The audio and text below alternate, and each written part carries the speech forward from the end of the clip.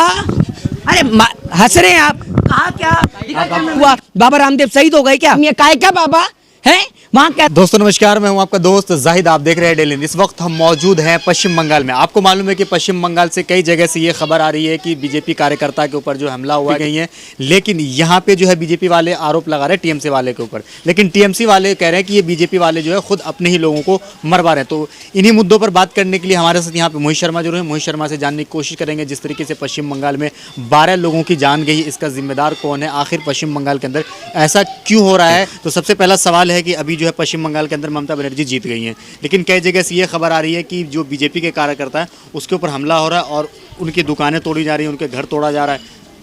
देखिए एक बात मुझे बताइए, बंगाल में इन्हें टीएमसी के गुंडे मारते हैं, यूपी में इन्हें समाजवादी पार्टी के गुंडे मारते हैं, बिहार में आरजेडी के गुंडे मारते हैं, महाराष्ट्र में इन्हें शिवसेना के गुंडे मारते हैं। तो जब पूरे देश में आपको जनता लतिया ही रही है तो भैया काहे वोट मांगने जाते हैं, काहे पिटने जा रहे हैं? और आप एक बात बताइए, जब हर जगह का आपका ड्रामा है जाने के बाद में, अगर आपकी सरकार बन जाती यहाँ पर तो कोई गुंडा नहीं है। आप इतने शरीफ हैं, अपने गृह मंत्री की काला चिट्ठा निकाल के बताइए ना कि गृह मंत्री क्या थे।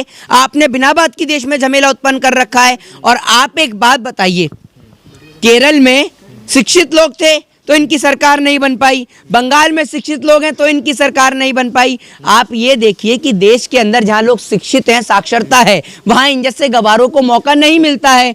आप एक बात बताइए, केरल के अंदर जाकर क्यों नहीं कहते बीजेपी की यहाँ पर मार रहे हैं?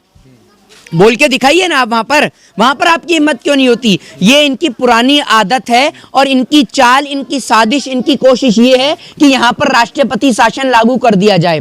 जब आपके उत्तर प्रदेश में सरेआम, चाहे ब्राह्मण हो, चाहे दलित हो, चाहे मुस्लिम हो, चाहे सिख हो, चाहे आदिवासी हो, चाहे इस देश का किसान हो, जब उसको मारा और पीटा जाता है तब आप राष्ट्रपति शासन लगाने की बात नहीं करते।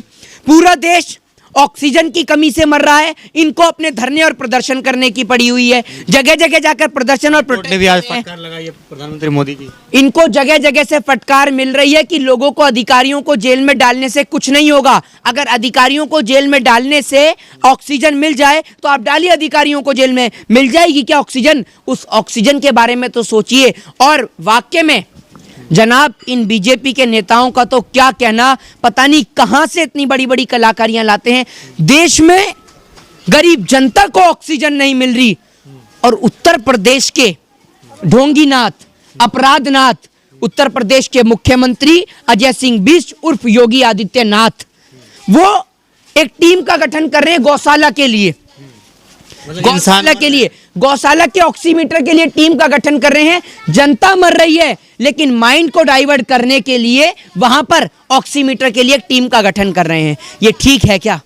बताइए, जनता तिल तिल करके मर रही है। 65% आबादी हिंदुओं की है, सबसे ज्यादा मरने वाला आज हिंदू है। तो क्या आप ध्यान दे रहे हैं हिंदुओं की ओर? कोर्ट से लेकर हर जगह से आपको लत्कार पड़ रही है, फटकार पड़ रही है, लेकिन आप ध्यान नहीं दे रहे। आपको तो हर जगह हिंदू खतरे में है, कहीं आपके बीजेपी के नेता खतरे में हैं। अरे भैया, आज हिंदुस्तान खतरे में है, इसके लिए तो सोच लीजिए प्रधानमंत्री मोदी जी। इसके लिए कब सोचेंगे? अच्छा, योगी आदित्यनाथ अगर गौ माता की हिफाजत कर रहे हैं तो इसमें गलत क्या है? जनता की हिफाजत नहीं करेंगे क्या? गौ माता की हिफाजत से हमें क्या दिक्कत होगी? अरे हम भी गौ माता की हिफाजत करना जानते हैं, लेकिन जनता की भी तो हिफाजत कीजिए। भगवान श्री कृष्ण ने कहा है कि नर ही नारायण है, तो कम से कम इस नर को तो देखिए, इस देश के हिंदुस्तान की जनता को तो देखिए आप। उसके लिए तो आप देख नहीं रहे। आप क्या समझ रहे हैं? गौ माता की हिफाजत इन्हें तब याद नहीं आती कि जब गौ खतरे में आती है गोवा के अंदर, वहां नहीं याद आती क्या गौ माता की? जब बांग्लादेश पहुंच जाते हैं वहां इन्हें गौ माता की याद नहीं आती। अगर आपको गौ माता की इतनी हिफाजत करनी है तो ऑक्सीजन भी तो मुहैया कराइए। वहां ऑक्सीमीटर लगा रहे हैं और जाके उत्तर प्रदेश में ग्राउंड रिपोर्टिंग कर लीजिए। उत्तर प्रदेश में गौ की रक्षा करने वाला एक आम आदमी है, बीजेपी का कोई नेता नहीं है। ये बात भी आप देख लीजिए, क्या हालत है गाय की, वो पूरा देश देख रहा है उत्तर प्रदेश में। ये सिर्फ एक ड्रामा रचित किया जा रहा है। ट्विटर पे जो है लगातार ये ट्रेंड हो रहा है कि ममता को अरेस्ट करो, ममता बनर्जी को जो है चुड़ैल बताया जाए ट्विटर पे लगातार। तो ये कर कौन रहा है? क्या ये जनता कर रही है या IT सेल वाले कर रहे हैं? ये बीजेपी का IT सेल है, जनता का है होगी। जनता ने तो वोट देके जिताया है दोबारा, तीसरी बार, थर्ड टाइम ममता बनर्जी को मुख्यमंत्री बनाया, तो जनता काहे करेगी भैया? सबको पता है कौन है ये। कंगना रनावत का जो है वो ट्विटर अकाउंट सस्पेंड हुआ है। बिल्कुल, हाँ, कंगना रनावत अब हो चुकी हैं बिल्कुल रन आउट, और ऐसा रन आउट हुई है कि दोबारा पिच पे खेलने लायक नहीं बची हैं, समझे?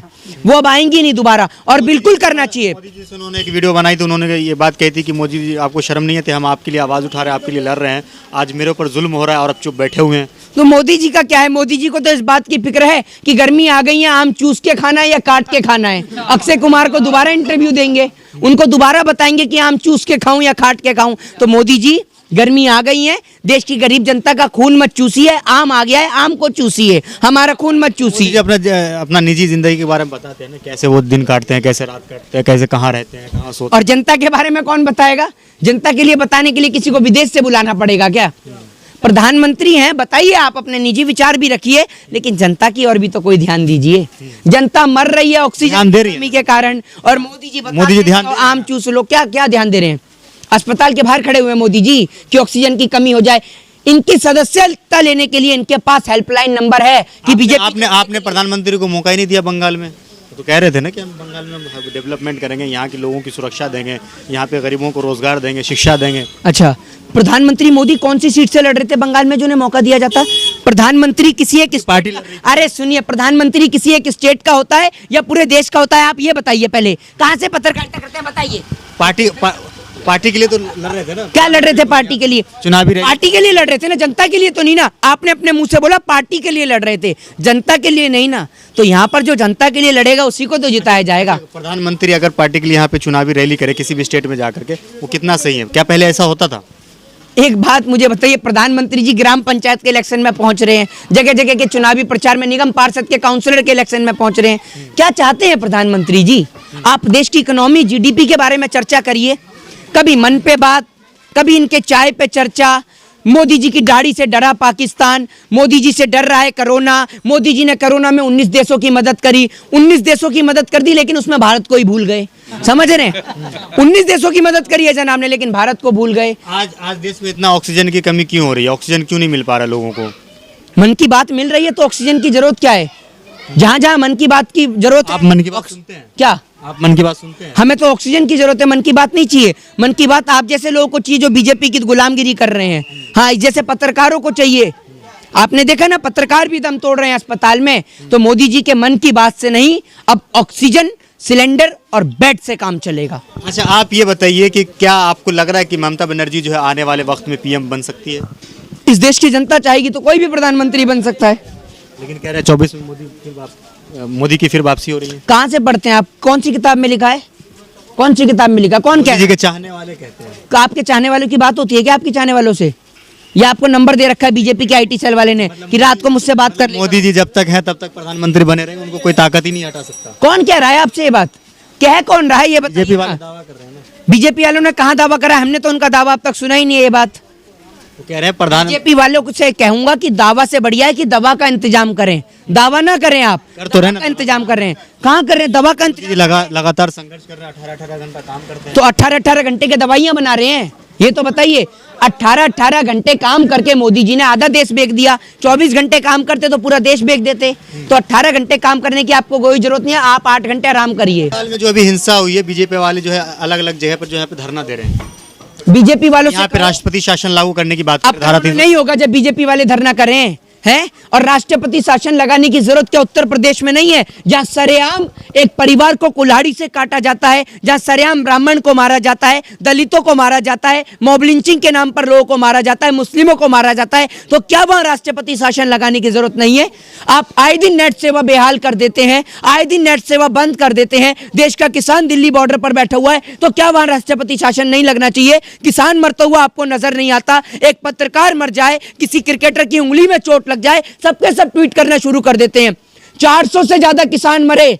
बताइए किस प्रधानमंत्री ने, किस बीजेपी के नेता ने ट्वीट करा उन किसानों के लिए? दिखाइए 400 ट्वीट देश के किसान के नाम पर। है आपके पास उन सवालों का जवाब? क्या किसान इस देश का नागरिक नहीं है? क्या किसान के लिए आवाज? किसान की बात कर रहे हैं, लेकिन बीजेपी वाले तो कह रहे हैं कि ये किसान है ही नहीं है। तो कौन है? ये लोग तो सब बिजनेसमैन है। कौन है? ये लोग नकली किसान है। तो एक बात मुझे बताइए, बिजनेसमैन है या नकली किसान है? तो बिजनेसमैन तो आपकी पार्टी में भी है। वो बिजनेसमैन क्यों आत्महत्या नहीं कर रहे? 400 से ज्यादा किसान भाई शहीद हुए। आपकी पार्टी में किसी ने प्रोटेस्ट करा हो 47 से लेकर अब तक, तो बताए कोई बीजेपी का नेता जिसने 400 से ज्यादा शहादतें देखी हो। देश का किसान शहीद हुआ, बाबा रामदेव शहीद हो गए क्या? क्या कह रहे हैं मेरा आप? सवाल तो सुन लीजिए। तो बताइए मैंने कहा पूरा। बाबा रामदेव ने भी कहा कि जो किसान है वो तो अपने खेतों में काम कर रहे हैं। आप एक बात मुझे बताइए, आप तो बिजनेसमैन आदमी है, काय क्या बाबा है?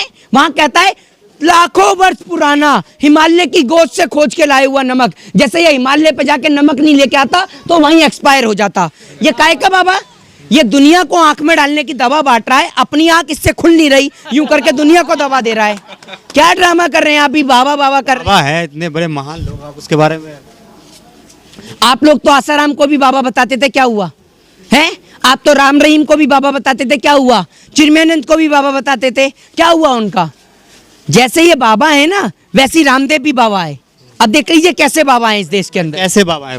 क्या फ्रॉड बाबा है?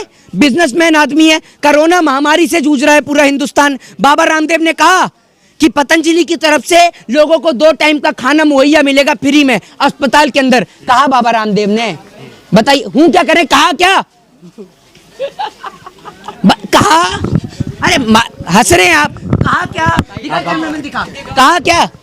कहा क्या बाबा रामदेव ने कि 2 टाइम का खाना देंगे देश की जनता को? ड्रामा करने में लगे हैं। वो सस्ती दवाइयाँ वगैरह तो बनवा रहे हैं ना अपने कंपनी के अंदर। सस्ती दवाई? चली के किसान का मक्के का आटा 10 रुपए किलो नहीं बिकता, वो काने का मक्के का आटा 30 रुपए किलो, 20 रुपए किलो बिक रहा है। कैसे?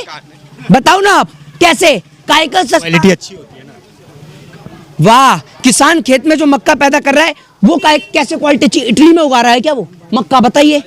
या हिंदुस्तान का मक्का, मतलब किसान का मक्के के आटे की क्वालिटी नहीं होती, ये कह रहे हैं। आखिरी सवाल आपसे पूछूंगा कि गृह मंत्री हो चाहे योगी आदित्यनाथ, जिस तरीके से ये कह रहे थे कि 2 मई के बाद जो है जो टीएमसी के गुंडे हैं उसके गले में तख्ती डाल करके जो है मतलब अपने गले में तख्ती डाल करके जिंदगी भीख मांग के रोडों पर नजर आएंगे। अमित शाह ने भी कहा कि जितने भी मतलब ये टीएमसी के गुंडे हैं या मजनू हैं वो सबको जेल में डालेंगे। 2 मई से आज 6 मई है। मजनू आपने कहा? मजनू तो आपकी पार्टी में है।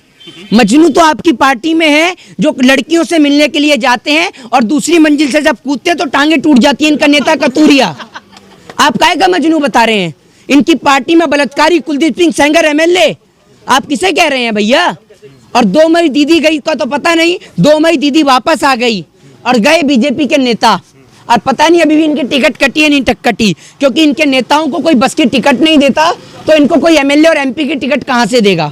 ये तो शुक्र है इनका पता नहीं कैसे एमपी बन गए, वरना इनके नेताओं की औकात रिक्शा और ठेला चलाने की है।